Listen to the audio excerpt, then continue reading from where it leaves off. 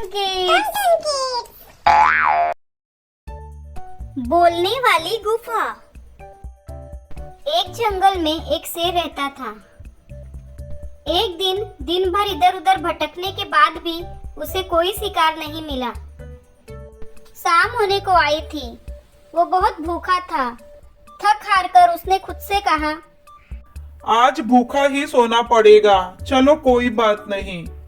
ऐसा कहकर उसने खुद को समझाने की कोशिश की। वो अपनी गुफा की तरफ लौटने लगा। अपनी गुफा की तरफ लौटते समय उसे एक और गुफा दिखी। उसने सोचा, शायद इस गुफा के अंदर मुझे मेरा शिकार मिल जाए। ऐसा सोचकर वो गुफा के अंदर चला गया।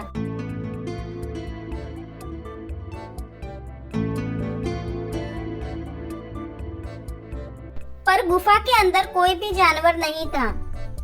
शेर ने सोचा, शाम होने को आई है, जो भी जानवर इस गुफा में रहता है वो लौटता ही होगा। मुझे उसका इंतजार करना चाहिए।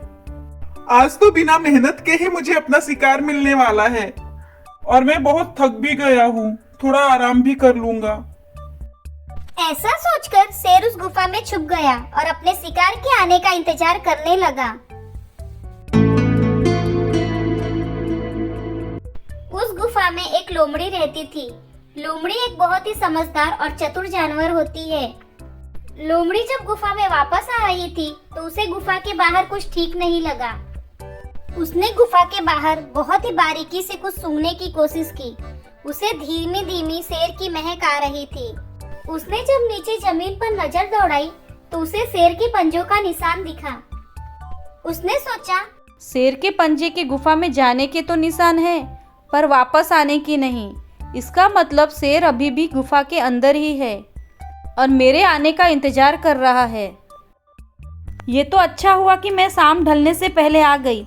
अगर मैं कुछ देर से आई होती तो मुझे शेर के पंजों का निशान नहीं दिखाई देता। तभी लोमड़ी को एक तरकीब सूझी। उसने अपनी पूंछ हिलाते हुए गुफा को आवाज लगाई, गुफा बहन, ओ गुफा बहन। फिर थोड़ी देर लोमड़ी शांत रही। उसने फिर से आवाज लगाना शुरू किया, गुफा बहन, ओ गुफा बहन, क्या हुआ? तुम मुझसे कोई बात क्यों नहीं कर रही हो? क्या अंदर कोई खतरा है? रोज तो तुम मुझे कहती थी, लोमड़ी बहन अंदर आओ, तुम्हारा स्वागत है। आज इतनी गुमसुम क्यों हो? क्या अंदर मेरे लिए कोई खतरा है? ये सुनकर शेर सोच में पड़ गया।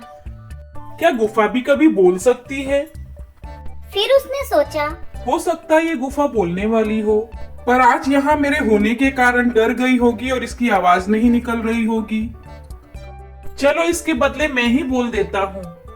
अरे नहीं नहीं लोमड़ी बहन, अंदर आओ, कोई खतरा नहीं है। शेर की आवाज से पूरी गुफा गूंजने लगी। आसपास के जानवर डर के मारे इधर उधर भागने लगे। अब ये लोमड़ी मुझसे बचकर कहाँ जाएगी? अब तो ये अंदर आएगी ही। पर उसने लोमड़ी को कहते हुए सुना, अच्छा, तो महाराज आप छुपे बैठे हैं अंदर। पर महाराज, आपको इतना भी नहीं पता कि गुफाएं बोला नहीं करती? क्या आप मुझे मूर्ख समझते हैं?